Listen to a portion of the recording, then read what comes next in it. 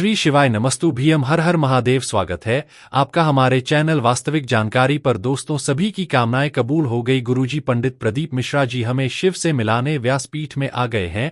सभी को बहुत खुशी हुई जब सिर में चोट लगने के बाद आज गुरुजी पंडित प्रदीप मिश्रा जी व्यासपीठ में बैठे नजर आए और कथा करते नजर आए। हम आपको बता दें, महाराष्ट्र राज्य के अमरावती जिले के परतवाड़ा में गुरुजी पंडित प्रदीप मिश्रा जी द्वारा शिव भक्ति शिव महापुराण कथा शुरू हो गई है।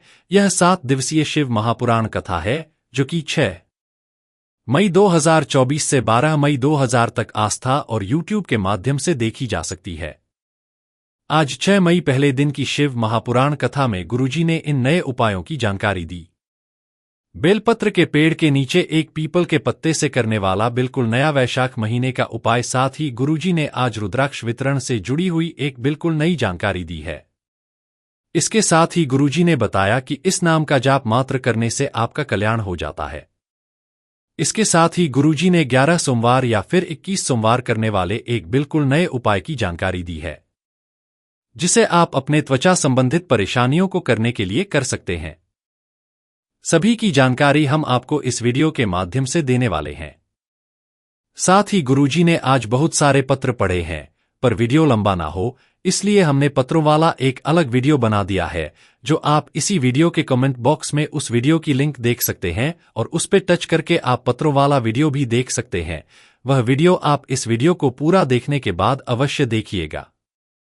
आज 6 मई 2024 शिव भक्ति शिव महापुराण कथा के पहले दिन की कथा में गुरुजी ने कुल 8 उपाय और उपयोगी जानकारी दी है।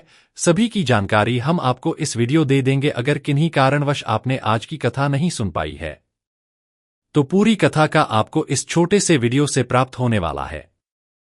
बढ़ते ही शिव भक्त शिव महापुराण कथा की पहली विशेष जानकारी की ओर। कथा शुरू होते ही गुरुजी ने कहा कि 1 महीने का कथा में विराम था, क्योंकि सर में चोट लगने की वजह से आप लोगों के मध्य हम आ नहीं पाए। पर आप लोगों ने कष्ट को मिटाने के लिए रोज 1 लोटा जल शिवलिंग पर चढ़ाया, जिसके कारण बस बाबा ने कृपा करी। और हम आपको बता दें, सोमनाथ, काशी विश्वनाथ और महाकालेश्वर कई ज्योतिर्लिंग है जहां पर शिव भक्तों ने अनुष्ठान किए। हर प्रदेश के शिव भक्तों ने रोग मुक्ति के लिए अनुष्ठान किए और सभी के पावन चरणों को हम नमन करना चाहते हैं। और आपका विश्वास ही है जो हम वापस इस व्यासपीठ पर विराजमान हैं। गुरुजी के लिए जिन जिन ने कामना की है, गुरुजी ने सभी का आभार व्यक्त किया है। बढ़ते हैं आज की कथा की दूसरी विशेष जानकारी की ओर।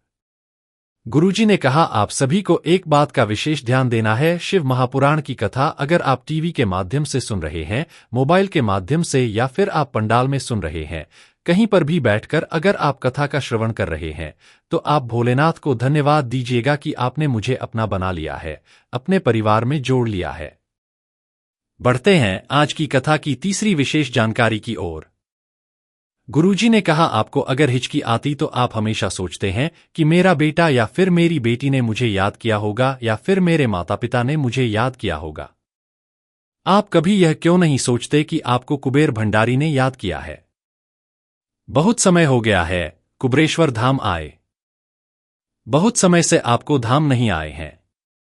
इसके बाद गुरुजी ने कहा, अब तो तुम जरूर धाम आओगे, क्योंकि 15 मई 2024 से सुबह 10 बजे से धाम में रुद्राक्ष का वितरण शुरू हो जाएगा। गुरुजी ने बताया, कुबेरेश्वर धाम में आकर आप अपना फ्री रुद्राक्ष लाइन में लगकर प्राप्त कर सकते हैं और आप प्रसाद भी अवश्य प्राप्त कीजिएगा। गुरुजी ने कहा, कई लोग इस रुद्राक्ष को गले में धारण करते हैं।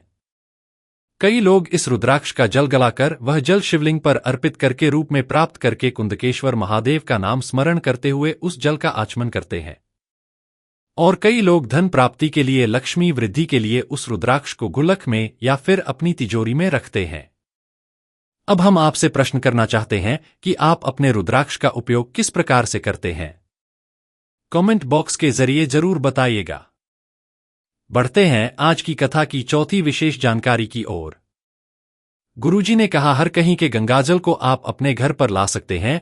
हरिद्वार हो या प्रयागराज, कहीं का भी जल आप सीधे बोतल में भर के अपने घर ला है। पर आप काशी का गंगाजल अपने घर पर नहीं ला सकते, क्योंकि वहां ना जाने कितने छोटे छोटे जीव होते हैं जो काशी में मुक्ति प्राप्त करने के लिए जन्म लिए होते हैं और उस जल में समाहित होते हैं। और जब आप वह जल अपने घर पे लाते हैं तो उस जल में मौजूद छोटे छोटे जीव आपको बद्दुआ दे देते हैं। पर इसके साथ ही गुरुजी ने एक विशेष जानकारी दी कि कहा गुरुजी ने कि अगर आप काशी विश्वनाथ का जल लाना चाहते हैं तो पहले आपको वहां पर घाट में अगर कोई शिवलिंग है तो वहां पर या फिर काशी विश्वनाथ में जाकर एक लोटा जल अर्पित करना है। भोलेनाथ से कामना करना है कि भोलेनाथ, मैं यह जल अपने घर के कल्याण के लिए और शुद्धिकरण के लिए लेकर जा रही हूं या जा रहा हूं। इस प्रकार से कामना करके ही आपको वह जल अपने घर लाना है। इस प्रकार से आप काशी विश्वनाथ का जल अपने घर पे ला सकते हैं और वह जल आपके लिए सुखदायी साबित होता है। बढ़ते हैं आज की कथा की 5वीं विशेष जानकारी की ओर। गुरुजी ने कहा 5 बार अगर आप काशी काशी काशी काशी ऐसे बोल देते हैं तो व्यक्ति का कल्याण हो जाता है। और कभी भी काशी जाओ, काशी विश्वनाथ जाओ तो आपको वहां की रज को अपने मस्तिष्क पर जरूर लगाना है, मस्तक पर जरूर फेर लेना है। और जल अगर आप वहां से लाना चाहते हैं तो आप उस जल को एक बार काशी विश्वनाथ के मंदिर में जाकर भोलेनाथ के सामने से जरूर निकाल के ले जाएं। क्योंकि अगर उस जल पे जब काशी विश्वनाथ की दृष्टि पड़ जाती है तो वह जल कल्याण करने वाला बन जाता है।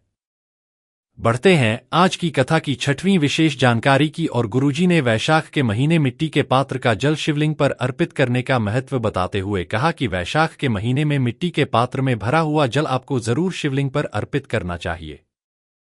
वैशाख के महीने में यदि किसी नारी को संतान की प्राप्ति नहीं हो रही है, 30 वर्ष से भी अधिक वर्ष हो गए हैं, तो आपको पीपल के पत्ते को बेलपत्र के वृक्ष के नीचे ले जाकर पिपलेश्वर महादेव का नाम स्मरण करते हुए 7 बार उसके ऊपर जल अर्पित करना है। अब आप एक कलश का ही जल 7 बार में अर्पित कर सकते हैं। मतलब सबसे पहले पीपल के पत्ते की आवश्यकता होगी और पीपल के पत्ते को आपको बेलपत्र के वृक्ष की छांव में बेलपत्र के वृक्ष के नीचे जड़ के पास रखना है। और इस पीपल के पत्ते में आपको पिपलेश्वर महादेव का नाम स्मरण करते हुए एक कलश का जल 7 बार में अर्पित कर देना है।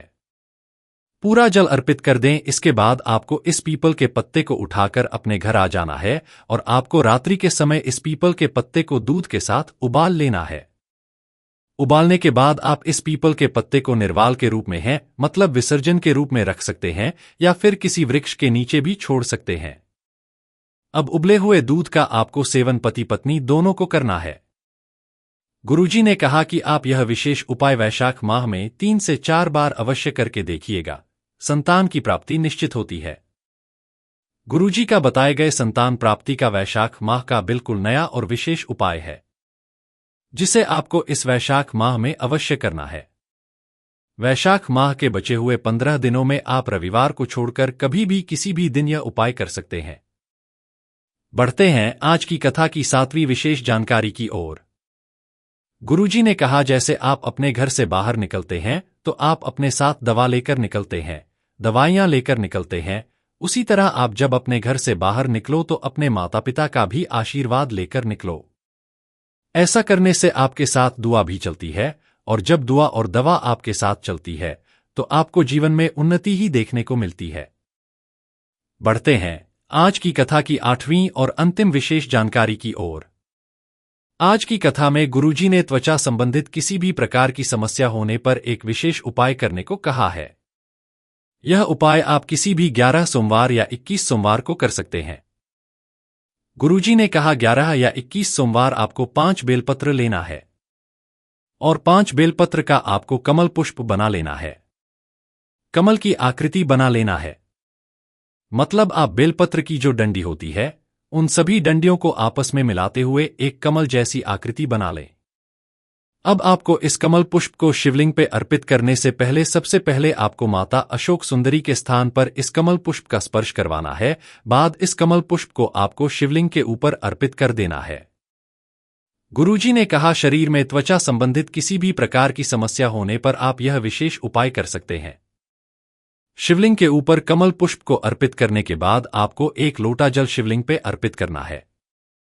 पर अगर आप 1 लोटा जल शिवलिंग पर अर्पित कर रहे हैं तो उसके पहले गुरुजी ने एक कटोरा को जलाधारी के नीचे रखने को कहा है, जिस पर आपको जल प्राप्त करना है। कटोरा जो आपने रखा है नीचे, उसे रखने के बाद आपको धीरे धीरे शिवलिंग के ऊपर जल अर्पित करना है। जल अर्पित करते समय आप श्री या फिर नमः शिवाय या फिर ओम नमः शिवाय मंत्र का उच्चारण भी कर सकते हैं।